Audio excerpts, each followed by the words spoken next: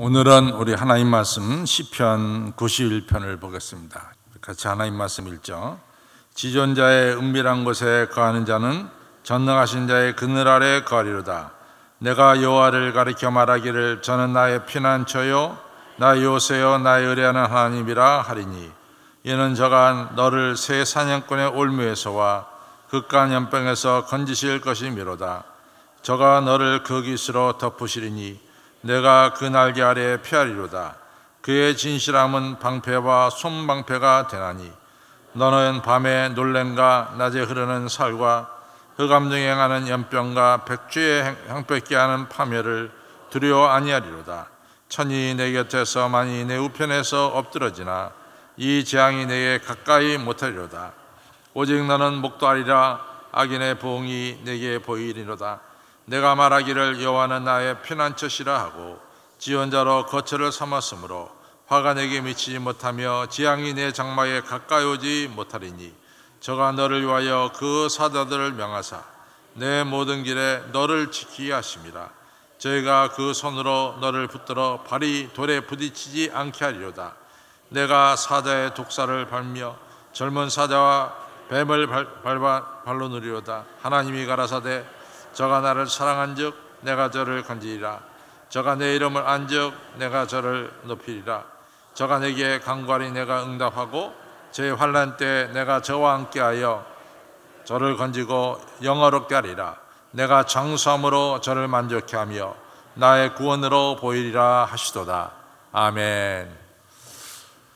하나님 말씀 먼저 큰 은혜가 되었기를 바랍니다.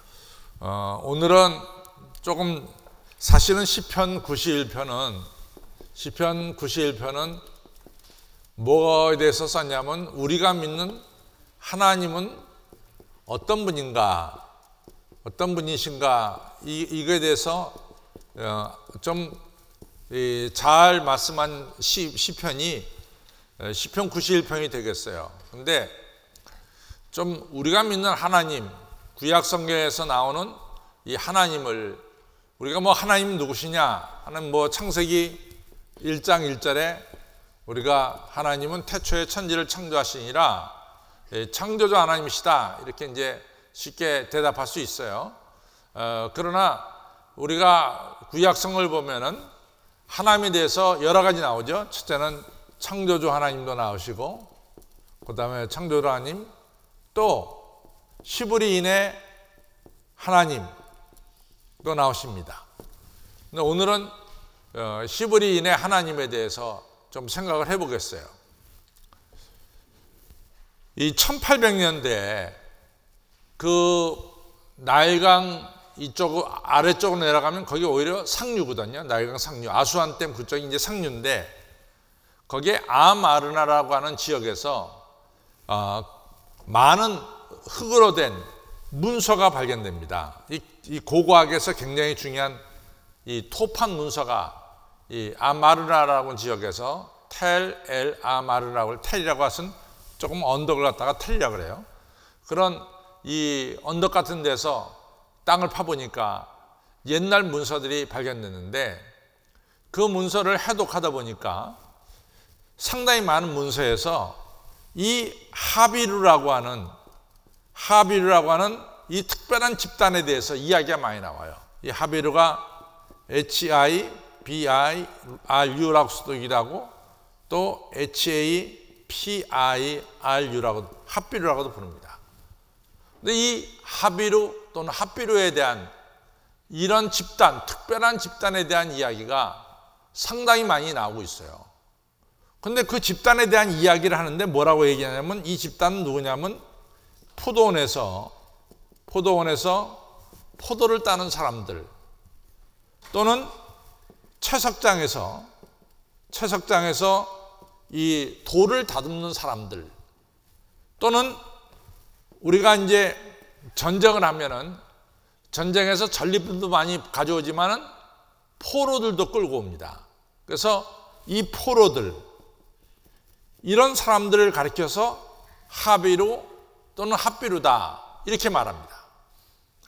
그런데 이 하비루, 핫비루란 말이 이 에집트 지역에서만 그 말이 나오면은 에집트 지역에 있는 이 특별한 집단인가 보다 이렇게 생각할 텐데, 우리가 한 대로 이 동쪽으로 많이 와서 티그리스강, 유프라테스 강이 있는데, 티그리스강 지역에 누지라고 하는 지역에서 또 문서가 발견됐는데, 여기서도 똑같이 하비루 또는 핫비루에 대한 이야기가 나오는데, 여기서 누지에서 나온 하비루, 핫비루에 대한 이야기를 보니까 경제적인 이유로,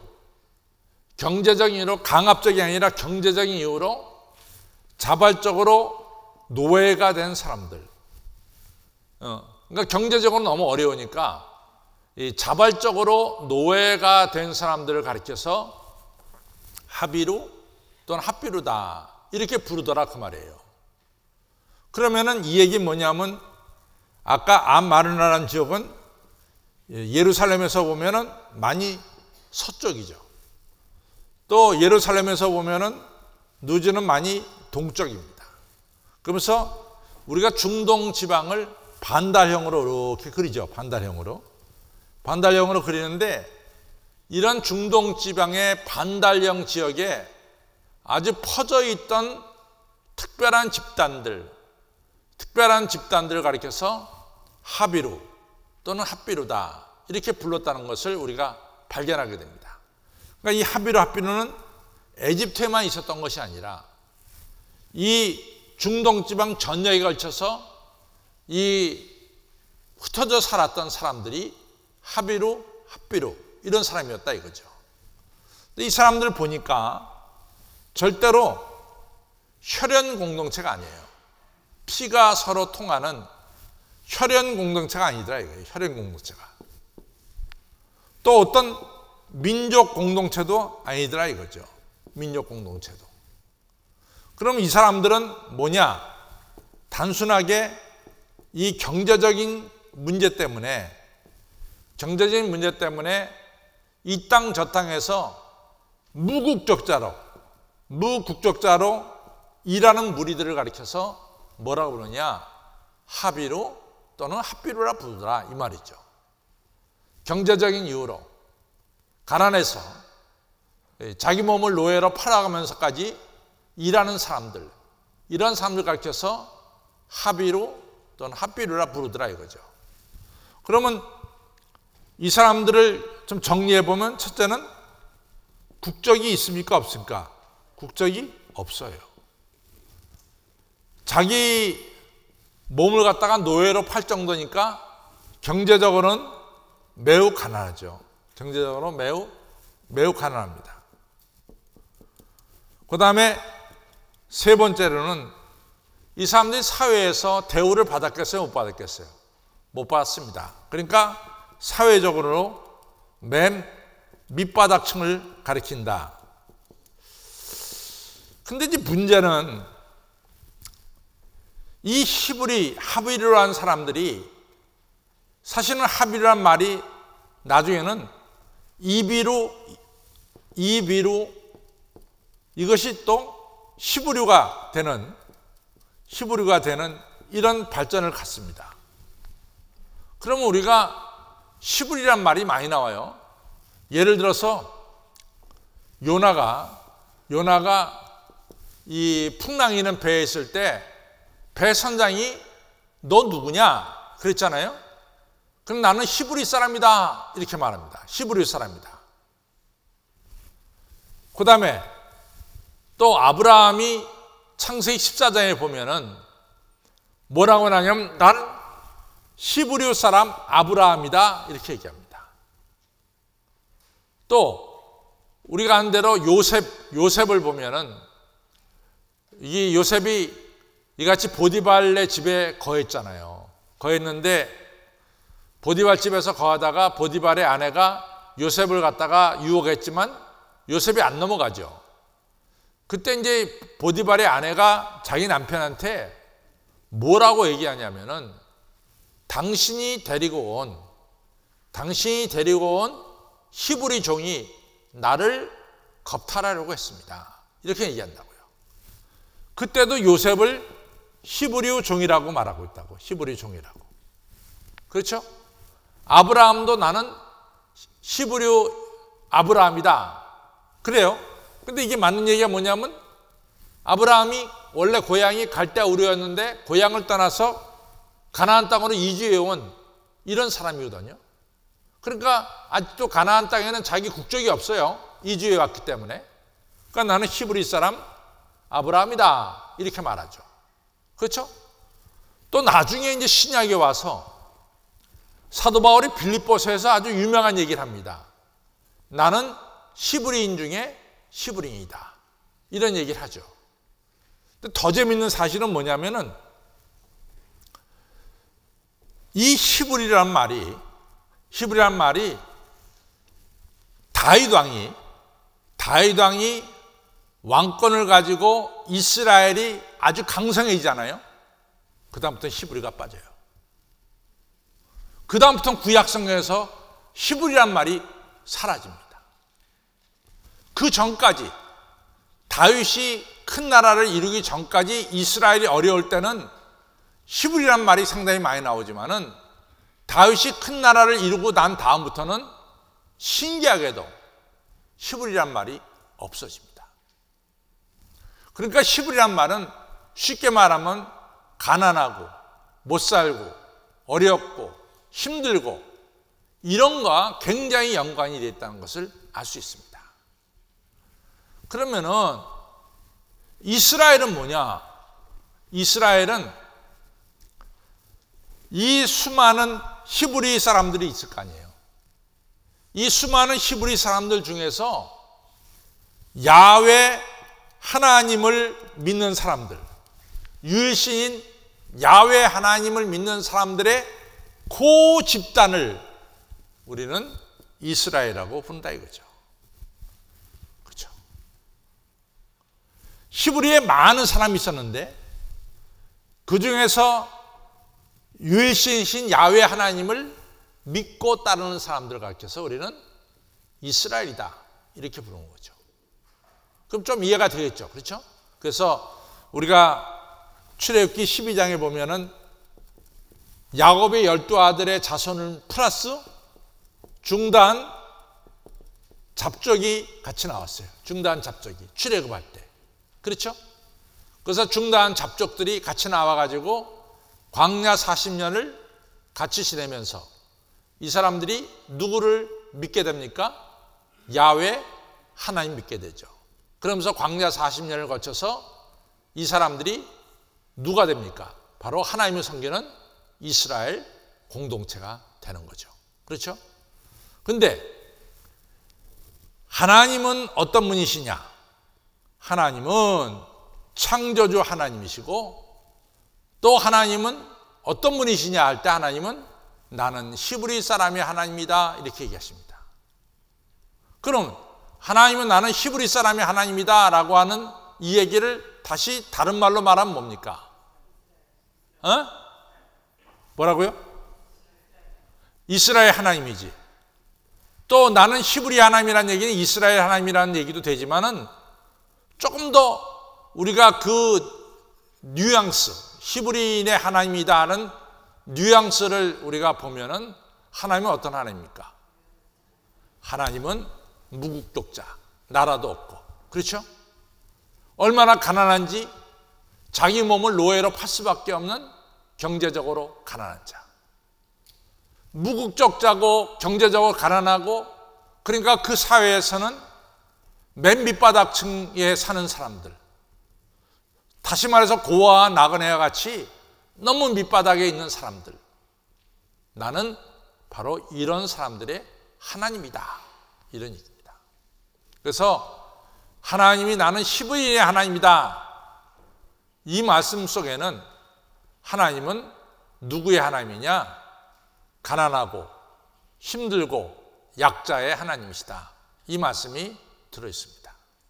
그럼 오늘 시편 91편은 바로 약자이기 때문에 누구한테 호소해도 대답을 얻을 수가 없어요.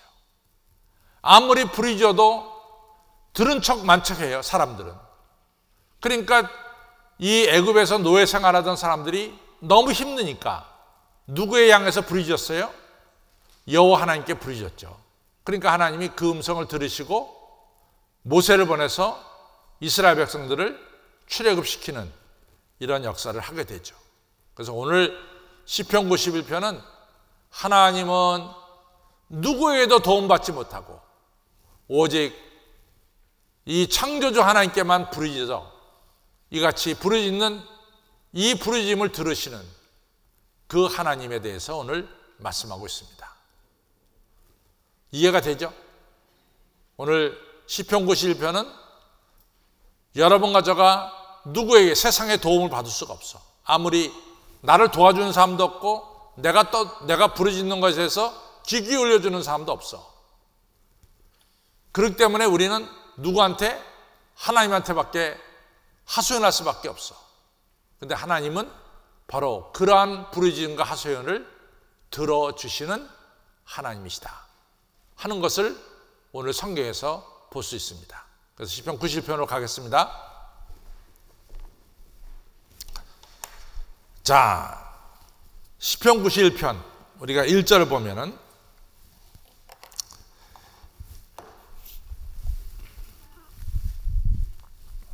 지존자의 은밀한 곳에 거하는 자는 전능하신 자의 그늘 아래 거하리로다. 이 말이 참 굉장히 중요한 말이에요. 지존자는 누구를 가리킬까요? 하나님이시죠. 그 다음에 지존자의 은밀한 곳 하면은 여러분들 어디를 가리킬 것 같아요? 지존자의 은밀한 곳 할 때 지존자는 하나님이십니다. 그러면 지존자의 은밀한 곳은 어디를 가리킬까요? 예? 조금만 크게 하세요. 성전을 가리키는 거죠. 성전. 그렇죠? 성전. 성전 속에서도 우리가 알다시피 이 성전도 여러분과 제가 알다시피 이렇게 이제 성전이 되어 있죠. 그렇죠?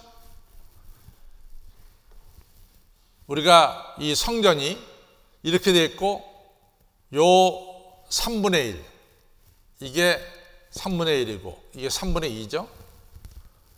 이 성전의 3분의 1이 뭡니까? 지성소죠. 이 지성소는 누가 계신 곳이에요?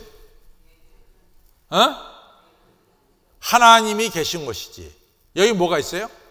법궤가 있죠. 이제 법궤를 보면은 이 아카시아 나무로 만든 법궤죠. 법궤 보면 법궤 위에 이렇게 모양이 있어요. 이 모양이 있죠. 모양이. 이거 갖다 그룹이라고 그러죠. 그룹 천사의 날개를 띤 문양이 있어요. 이렇게 나무로 된 게 있어요. 그거를 이제 좀 생각해 보시기 바랍니다. 자, 그래서 지존자 은밀한 곳에, 다시 말해서 지성소에 거하시는 자는 전능하신 자의 그늘 아래 거하리. 양쪽 문양에 이같이 날개가 있잖아요. 날개 아래 내가 거하리로다. 그러니까 지금 이 공고를 당한 이 사람, 시편 91편의 시인은 철두철미하게 누구만 의지하고 있어요? 지성소에 계시는 하나님만을 의지하고 있다. 이렇게 할 수 있죠. 그렇죠? 지성소에 계시는 하나님만을 바라보고 있다. 그래서 이분이 하나님에 대해서 표현하기를 2절에 시작. 내가 여호와를 가리켜 말하기를 여호와 저는 나의 피난처시고 나의 요새시고 나의 의뢰하는 하나님이시다. 그래서 하나님만이 자기를 지켜주실 수가 있다, 이런 얘기를 하죠. 그 얘기의 표현은 하나님은 나의 피난처가 되시고 하나님은 나의 요새 성벽이 되시고 하나님은 나의 의지하시는 하나님이시다. 그러니까 이분은 철저하게 하나님밖에 없는 거야. 그렇죠? 하나님밖에 없는 거죠. 자, 이제 3절로부터 13절은 바로 이러한 하나님이 어떻게 우리를 보호하시는가, 어떻게 이 사람을 보호하셨는가 하는 걸 갖다가 말씀하고 있습니다. 첫째 3절, 이는 저가 하나님께서 너를 새 사냥꾼의 올무와 급한 연병에서 건지실 것이라. 그러니까 이 사람을 사로잡으려고 함정을 파고, 그리고 이 사람을 갖다가 망하게 시키려고 이처럼 이 새 사냥꾼의 올무처럼 올무를 만들고 함정을 파고 그물을 걸쳐서 이 사람을 잡으려고 하는, 바로 그 속에서 하나님이 이 시인을 건져주셨고, 또 극한 연병은 뭘 가리키냐면은 전염되는 병입니다. 패스트와 같이 무섭게 병이 이같이 전염돼서 사람을 죽게 하는 병을 갖다가 연병이라 부릅니다. 이런 연병 속에서 자기를 건져주셨다, 이런 얘기죠. 그 다음에 5절 4절 저가 너를 그 깃으로, 여기서 그 깃은 뭡니까? 하나님의 날개로, 그렇죠? 하나님의 날개로 덮으시리니 내가 그 날개, 하나님의 날개 아래 펴리로다. 그의 진실함은 방패와 손방패가 되시나니, 하나님은 큰 방패를 가지시고 너를 날아오는 화살을 막아주시고 너를 지켜주신다, 이런 얘기죠. 5절 시작. 너는 밤에 놀램과 낮에 흐르는 설과 흑암 중에 행하는 연병과 백주에 황폐케 하는 파멸을 두려워 아니하리로다.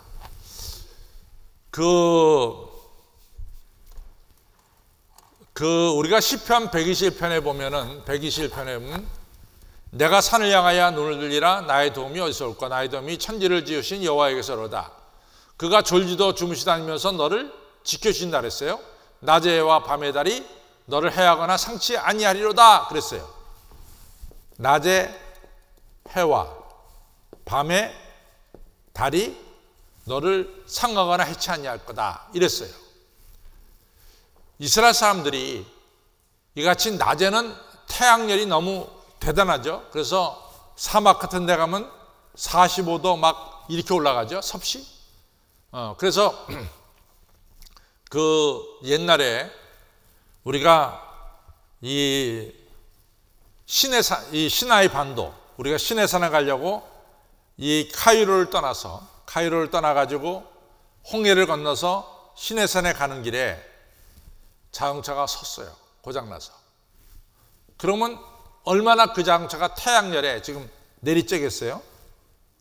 그 자동차 본네트에다가 계란을 갖다가 깨면은 후라이가 됩니다.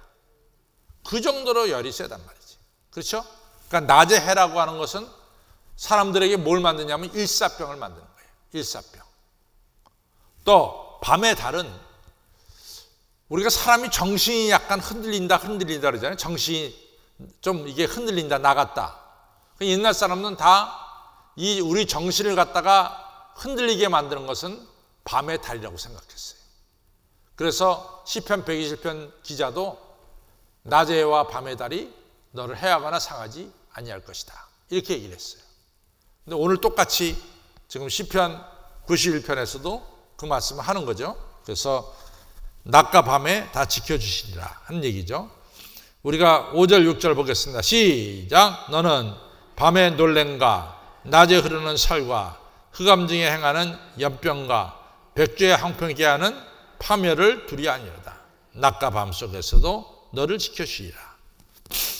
또 7절을 보겠습니다. 시작. 천인이 내 곁에서 많이 내 우편에서 엎드러지나 이 재앙이 내게 가까이 못하리로다. 천 사람이 혹은 만 사람이 우리 옆에서 막 죽어가는 것은 어느 때일까요? 연병이 돌거나 또는 뭐죠?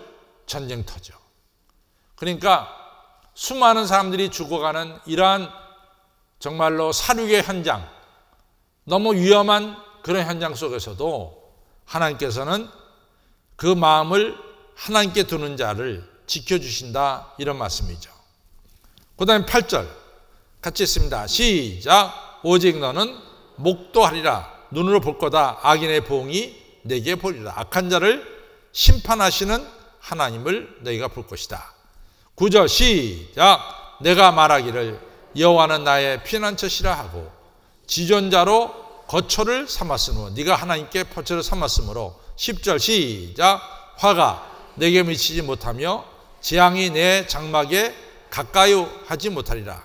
이 사람이 이런 새 사냥꾼과 연병과 또는 이 사람이 낮에와 밤의 달과 천인이 만인이 막 죽어가는 이런 현장에서 이 사람이 살아갈 수 있었던 비결은 어디 있습니까? 이 사람이 이같이 살아갈 수 있었던 비결이 어디 있죠? 비결이었죠? 비결. 이 사람이 어떻게 이렇게 위험한 가운데서 생명이 보존될 수 있었냐 하는 얘기입니다. 그것은 1절과 2절에 있죠. 다시 한번 1절, 2절 보겠습니다. 시작. 지존자의 은밀한 곳에 거하는 자는 전능하신 자의 그늘 아래 거하리로다. 내가 여호와를 가리켜 말하기를 저는 나의 피난처요 나의 요새요 나의 의뢰하는 하나님이라. 철저하게 하나님에게 자기 자신을 내어 맡긴 자죠. 그렇죠? 그런 자를 하나님께서 지켜주시는 거죠. 자, 구체적으로 말하고 있어요. 11절 시작. 저가 너를 위하여 그 사자들을 명하사 내 모든 길에서 너를 지키게 하심이라. 하나님께서 하나님의 사자를 보내서 너희를 지켜주셨다. 그 다음에 12절을 보면 이 12절이 참 재미있는 얘기예요. 12절 시작. 저희가 그 손으로 너를 붙들어 발이 돌에 부딪히지 않게 하리로다. 13절 시작. 내가 사자와 독사를 밟으며 젊은 사자와 밤을. 그러니까 12절에 보면 이제 그 하나님의 사자가, 하나님 보낸 사자가 네 발이 돌에 부딪히지 않도록 보호하고 지켜주신다. 이런 말씀이 나와요. 이 말씀 보면 뭐 생각나는 게 없어요. 예수님 시험 받을 때 얘기가 나오지. 그래서 옛날 사람들은 어떤 생각을 가졌냐면은 하나님이 우리 옆에 우리에게 수호 천사를 보냈다고 생각해요. 옛날 분들은 우리 옆에 우리에게 수호 천사가 있다 이렇게 생각해요. 하나님이 여러분과 저를 이 땅에 살아가는 동안 환난과 어려움 속에서 하나님의 자녀를 지켜주기 위해서 하나님은 수호 천사, 우리를 지켜주는 수호 천사를 보내셨다고 옛날 사람은 생각하고 있었어요. 그러니까 여러분과 제가 혼자 있는 것이 아니라 누가 있어요? 하나님 보낸 수호, 나를 보호하는 천사가 오늘도 나와 함께하고 있다. 이렇게 옛날 사람은 생각했다. 그러니까 우리가 마태복음 3장에 보면 예수님께서 마태복음 4장으로 넘어가죠. 3장에서 예수님이 세례받았으니까 4장으로 넘어가면은 예수님이 세례받은 후에 광야로 내몰림을 당해서 4장 1절부터 11절에 보면 예수님이 3번 시험 받죠. 그렇죠? 3가지. 첫째 뭡니까? 돌이 떡이 되게 하라. 두 번째 뭡니까? 성전 꼭대기에서 뛰어내려라. 그럼 뭡니까? 너를 보호하는 수호 천사가 네 발이 돌에 부딪히지 않도록 지켜줄 것이다. 근데 하나님이 그것을 받아들입니까? 안 받아들입니까? 예수님이 안 받죠. 예수님은 수호 천사를 자기를 과시하는데 사용하지 않고 있음을 볼 수 있습니다. 그렇죠? 자기를 과시하는데 내 수호 천사를 사용하지 않고 있음을 말씀하고 있죠. 그래서 오히려 그런 일은 수호 천사로 하여금 예수님이 성전 꼭대기에서 뛰어내릴 때 그 발이 돌에 부딪히지 않도록 보호해주고 지켜주는 이런 일을 예수님은 어떻게 생각하냐면 이건 나를 지켜주려고 보내신 하나님 보내신 수호 천사를 시험하는 거다. 그래서 주 너희 하나님을 시험하지 말아라 이렇게 했죠. 그렇죠? 그런 좀 이해가 됩니다. 그렇죠? 이 12절에서 우리를 지켜주시는 수호 천사가 있음을 볼 수 있습니다.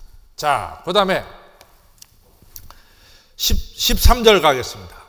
시작. 내가 사자와 독사를 밟으며 젊은 사자와 뱀을 발로 누리려다. 점점 이게 크레센타라고 그러잖아요. 하나님의 보호가 이게 점점 위로 올라가. 첫 번째는 3절로부터 12절까지는 우리가 이 올무와 연병과 전쟁에서 하나님이 우리를 보호해 주시고 지켜 주신다. 여기에 이제 머무르고 있어요.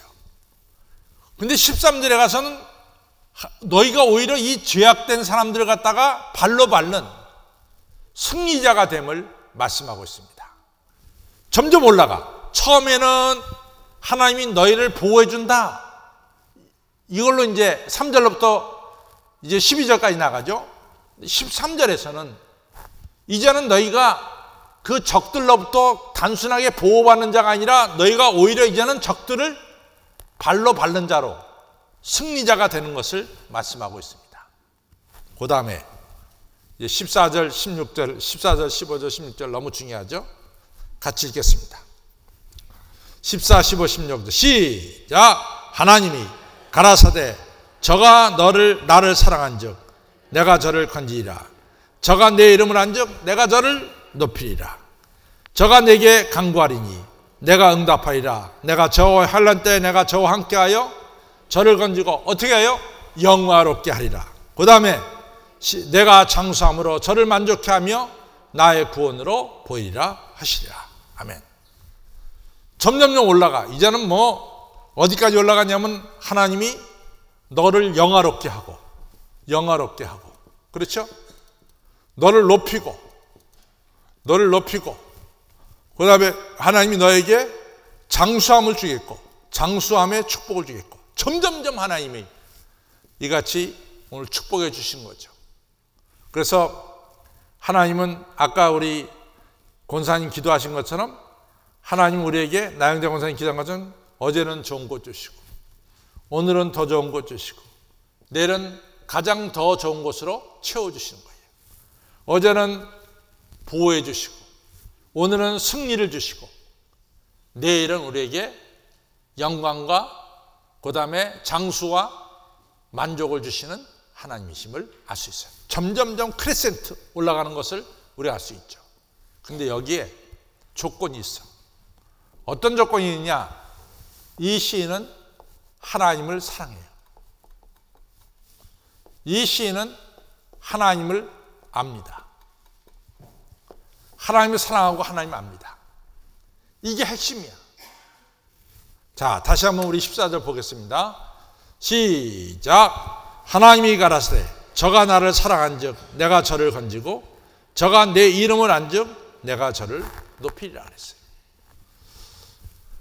우리가 하나님을 사랑한다는 건 뭘 의미할까요? 하나님을 사랑한다. 우리가 하나님을 사랑한다는 건 뭘 의미할까요? 응? 요한복음 21장에 보면은 예수님께서 베드로에게 묻죠. 베드로야, 네가 나를 사랑하느냐? 그때 베드로가 뭡니까? 주여, 내가 주를 사랑한 줄 주께서 아시나이다 그랬어요. 사랑한다는 건 뭘까? 우리가 신명기 6장 4절에 보면 우리 하나님은 유일하신 하나님이니 너희가 마음을 다하고 성품을 다하고 힘을 다해서 어떻게 했어요? 주 너희 하나님을 사랑하라 그랬어요. 그러면 하나님을 사랑한다는 게 정리가 됐어. 하나님을 사랑하는 것은 뭡니까? 첫째는 뭐예요? 마음을 다하고. 두 번째 뭐예요? 성품을 다하고. 세 번째 뭐예요? 힘을 다해 사랑하는 거예요. 여기서 마음은 뭘 가리켜요? 하트, 우리 심장. 성품은 뭘 가리킵니까? 목숨을 가리킨 거지. 우리 목숨. 그 성품은 좀 번역이 잘못된 겁니다. 네페시를 갖다가 번역을 잘못해갖고 성품이 됐지, 네페시는 사실 목숨이에요. 목숨을 걸고. 다시 말해서 우리가 하나님을 사랑한다는 것은 뭘 가르쳐요? 나는 생명을 하나님께 거는 거예요. 생명을 하나님께 거는 사람이 하나님을 사랑하는 사람이에요. 저 때는 하나님을 사랑한다는 것은 나의 생명을 하나님께 맡기는 것이다. 아멘. 우리의 생명 하나님께 맡기는 거예요. 두 번째, 하나님을 안다. 내가 안다는 얘기는 참 많이 여러분들에게 말씀했습니다. 안다는 말은 야다야, 야다. 야다라는 말, 야다. 안다는 말은 뭡니까? 안다는 말은 뭐죠, 여기서? 체험했다는 얘기야, 체험했다는 거. 그렇죠? 단순하게 지식적으로 아는 것이 아니라 내가 하나님을 체험했어. 그래서 신약에 돌아와서는 뭐라고 했냐면 그가 내 안에, 내가 그 안에. 예수 그리스도와 하나 되는 것, 이것이 아는 거죠. 그렇죠? 안다는 것은 지식으로 아는 게 아닙니다. 야다라고 하는 이 말은 우리의 몸으로 하나님을 체험한 사람, 체험적 신앙을 가진 사람을 가리킵니다. 이같이 목숨을 걸고 하나님을 사랑하고 또 뭡니까? 체험적으로 하나님을 모시고 사는 사람에게는 하나님께서 어떻게 해요? 그를 영화롭게 하고 그를 높이고 그를 건져주고 그에게 장수함으로 축복해 주시고 그에게 필요한 것을 채워주셔서 만족해 주신다, 이 말씀을 하고 있습니다. 오늘 수요일 예배 나오신 여러분들 하나님 사랑하시기 바랍니다. 하나님 아시기 바랍니다. 체험적인 신앙을 갖기를 바랍니다. 그래서 여러분들도 영화롭게 되고 높여지고 또 장수함으로 아이고 나는 이만큼 살았으면 좋겠다, 이제 더는 아닙니다. 그 정도까지 건강하게 오래 사시기를 바랍니다. 그런 하나님의 장수함의 축복을 누리시기를 주님의 이름으로 축원합니다. 자, 결론을 갑니다.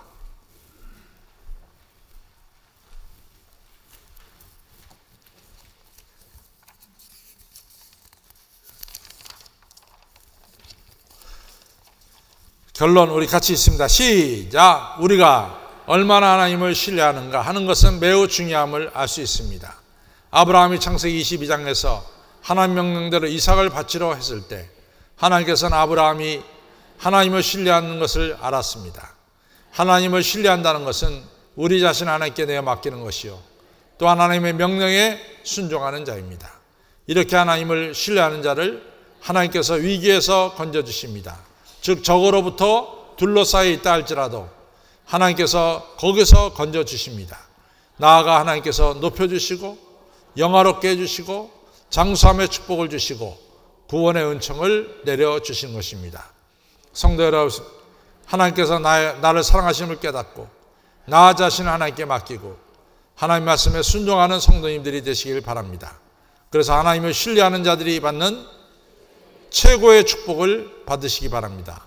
하나님이 주신 최고의 축복이 뭐예요? 우리를 높여주시고 우리를 뭐예요? 영화롭게 해주시고 우리에게 장수함의 축복을 주시고 우리에게 구원의 은총을 주신 겁니다. 이러한 축복을 받으시는 여러분들 모두가 되시기를 주님의 이름으로 축원합니다.